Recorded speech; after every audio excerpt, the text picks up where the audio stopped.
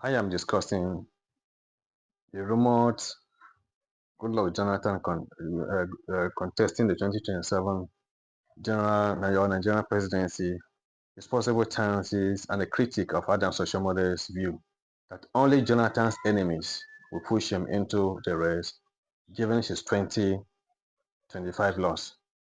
Let us listen to Adams Oshiomhole's assertion here, and I'll be right back. If Goodluck Jonathan gets into the race, your party is in trouble. Well, people like to talk about party being in trouble, but let me comment on one thing. I think the statement by Shehu Garba, it has some merit. President Buhari is no more. It wasn't fair for the statement that Jonathan made. I mean, I have a lot of respect for him. Now, how can Jonathan be a threat? We defeated him before when PDP was truly PDP. But he's having a swelling support now. Eh? He's having a lot of swelling support. Let's divide the word of support. Everybody has support. You don't have support. All it takes for me to do 3-face card for you and get 1 or 2 people to speak. If a man had a PDP at his best, at his peak, and he was defeated, I think only his enemy will push him to go into the race. There are other issues that may not be helpful to him. I think he has managed to demonstrate that out of power, you can be relevant and be at peace. If I were able to advise him, I will say, sir, maintain this status. You govern for 8 years. You don't have to govern for 9 years. Right? Out of 215 million Nigerians. And looking at how he ascended to that office. If I were him, I would spend the rest of my life trying to find relevance, which he has already found, and speaking, because that conceded defeat. There is growing speculation that former President Goodluck Jonathan may run for the presidency again in 2027 under the People's Democratic Party, PDP. Some PDP chieftains are reported to be wooing him to throw his hat into the ring. Jonathan served as vice president from 2007, then assumed the presidency in 2010 after the death of President Yar'Adua, before he was elected in his own right in 2011. He lost re-election in 2015 to Muhammadu Buhari. That was to the APC. Adams Oshiomhole, a veteran politician and former chairman of the APC, has publicly advised Jonathan not to run again. His arguments are that South-South region, which is Jonathan's home base, is no longer PDP solid, implying that Jonathan would lack a strong regional foundation for the election. Secondly, Oshiomhole argues that Jonathan has earned a measure of respect and international standing through his conduct after leaving office, particularly his concession in 2015. Entering another battle could diminish that standing if he loses again, just as he lost in 2015. Third, he believes that if Jonathan runs, he will be defeated flatly by the APC, especially during the issue of incumbency. Fourth, Oshiomhole suggests that those encouraging Jonathan to run are people who do not wish him well because of the possible damage of another electoral loss. Those are part of his points, argument for that. But my question now is that what are Jonathan's chances if he decides to recontest? What supports and what undermines his comeback? Let's analyze them. 1. Name recognition and existing goodwill. Jonathan remains a known figure nationally, and some respect him for his peaceful concession in 2015, which is a rare move in Nigerian politics. We are aware of that.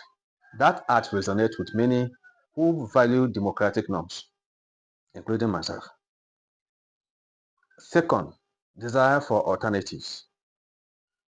There is a certain political fatigue among voters who are concerned about security, inflation, you can see it everywhere, unemployment and corruption.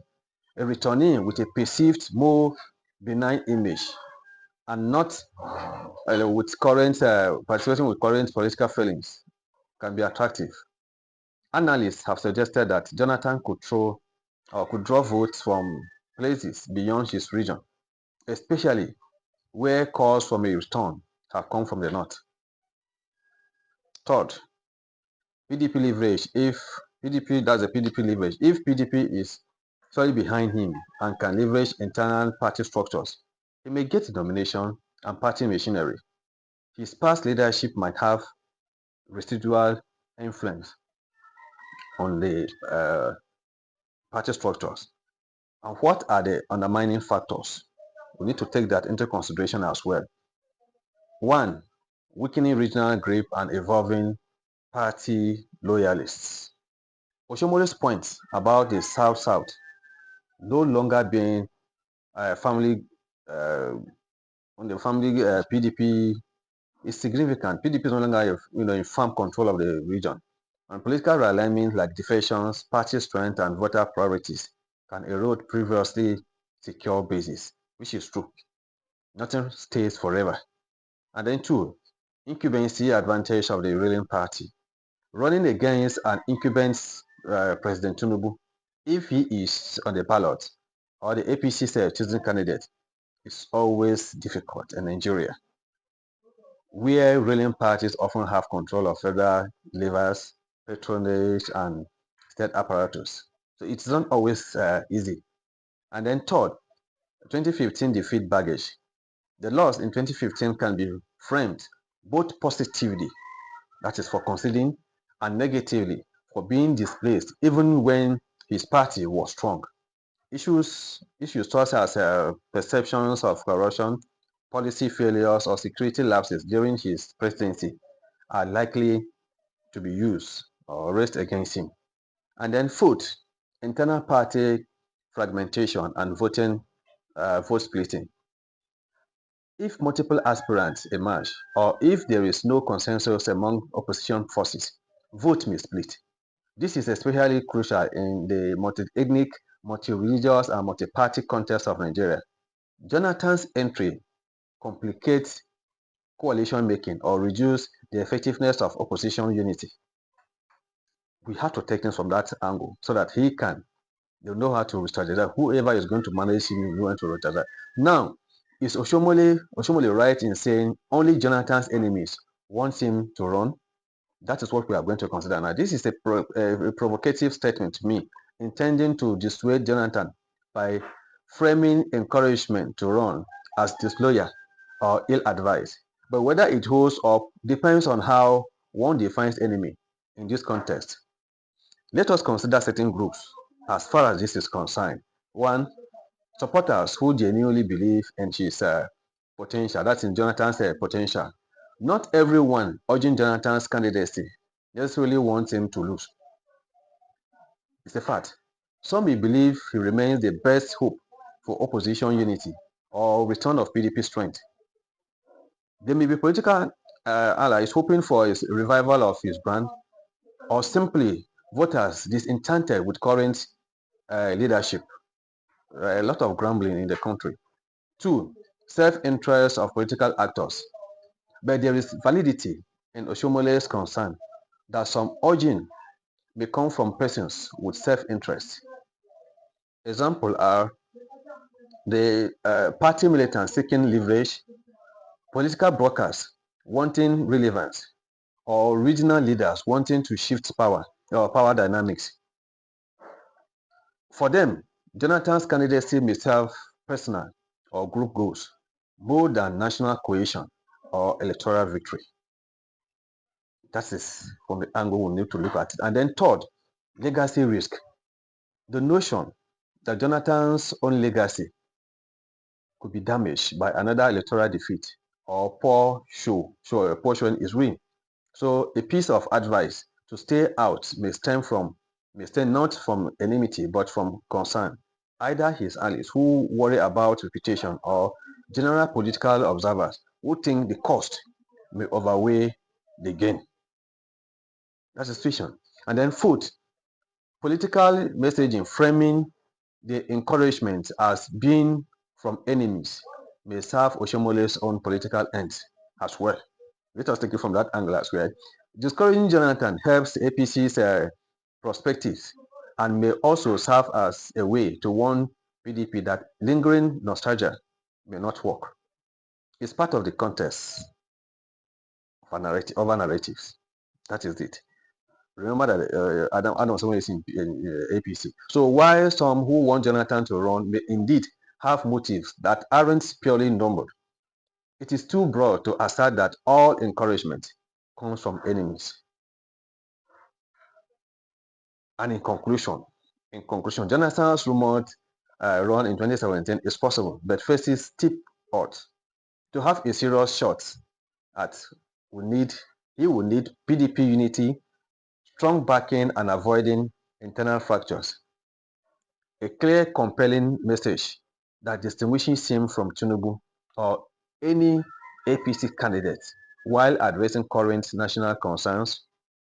Strong alliances outside his home region, especially where there is discontent with APC or current leadership.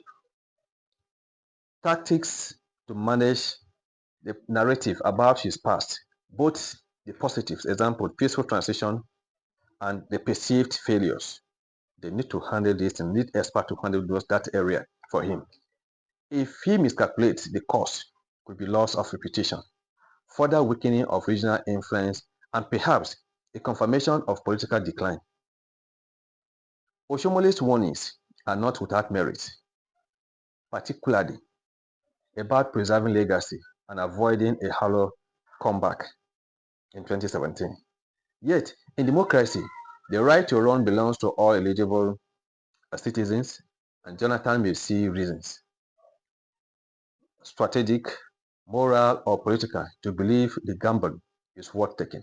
Whether his supporters are visionary or misguided remains to be tested in the electoral arena.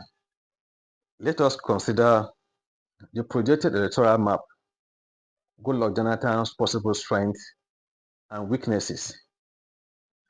And to visualize his chances, I will divide Nigeria's 36 states plus the FCT into 6 geographical zones, analyzing probable votes advantages, both on historical voting patterns, current political dynamics, and emerging alliances, how it is going to play out.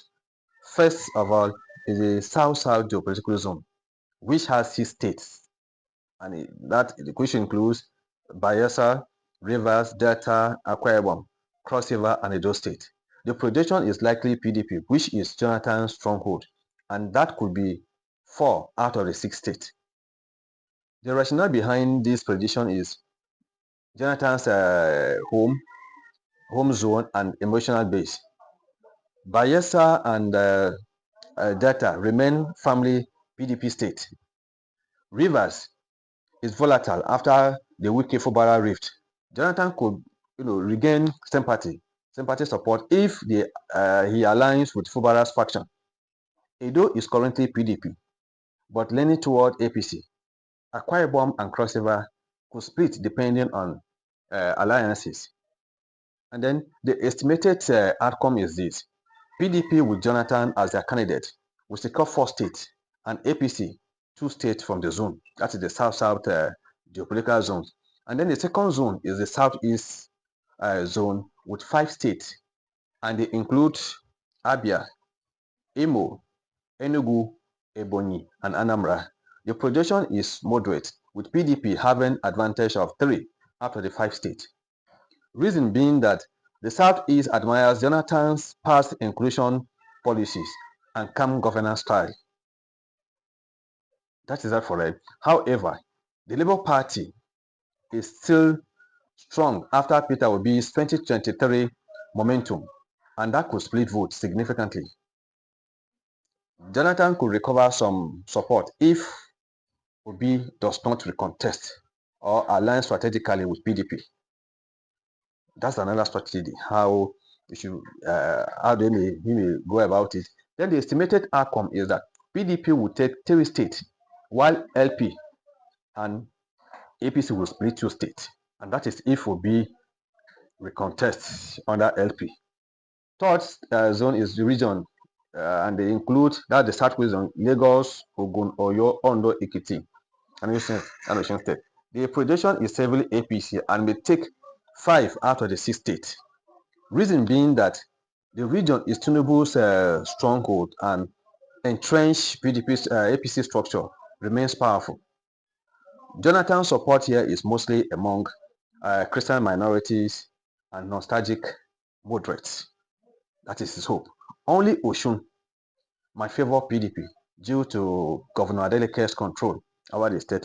He is still a PDP member, and that's the only PDP state in that zone. The estimated outcome is that PDP will secure 1 state, which is Osun, and APC will clinch the remaining 5 states. Then the fourth is the North Central with 6 states plus the FCT, and the state includes Benue, Plateau, Kogi, Kwara, Niger, and Nasarawa State. Then with the FCT, the projection here is that the zone will be a very competitive zone with 3 states for PDP and 3 for APC. But the FCT will be in favor of PDP. That's under if Jonathan is a candidate.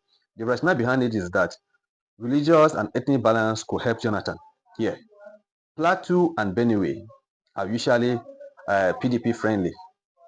Nasarawa and Kwara favor APC. FCT traditionally votes opposition. They voted PDP in 2019 and 2023. The estimated outcome here is that PDP will secure 3 states plus the FCT, while APC would secure 3 states. That is from the North Central. And then the fifth zone is the Northeast region, which has 6 states, and they include Borno, Yobe, Adamawa, Gombe, Bauchi, and Taraba. The projection here is mostly APC, and they could take 4 out of the 6 states. Reason being that APC still dominates through governance and security policies or politics, security politics in the region. Jonathan could benefit in Taraba and Adama if Atiku supports him and steps aside. That is his best bet. The estimated outcome here is that PDP will secure 2 states, while APC will have 4 states from the zone. That is that. And then the last zone, that's the 6th zone, which is the northwest, with 7 states, and they include Kano, Kaduna, Katsina, Kebbi, Jigawa, and Sokoto and Zamfara. The projection is that the zone is strongly APC zone and may take 5 out of the 7 states. Reason being that the region remains the bedrock of APC and northern conservatism. However, discontent over hardship may make Sokoto and Zamfara swing states in this very region. So PDP under Jonathan could take advantage. The estimated outcome is that PDP will have 2 states, while APC will secure 5 states in this very zone. Then the overall electoral projection in 2027, from my own observation, the scenario is this: PDP with Jonathan as their candidate will secure the following results, zone by zone. I have done it zone by zone. Southeast, Jonathan will have 4 states, APC 2, Southeast 1, and then just like that, the Northeast 2, and then the Northwest will be 2 as well. In the whole 36 states, the FCT will be there for the PDP, then the APC will also take their own share. Other parties may win just 1 state. In conclusion, if elections were held under current dynamics, Jonathan will face an uphill battle. His likely strength remains regional, not national. He could win between 35 to 40% of total votes, depending on some factors, which are the turnout, North and South allowances, and whether Peter Obi or Atiku contest separately. His best case scenario is forming a broad opposition coalition, appealing to both Middle Belt and Southern voters who are fatigued with APC rule. Otherwise, Oshiomhole's warning may prove prophetic, that a comeback bid could raise his hard-earned global respect. Thank you for watching. Please drop your comment below and subscribe for more.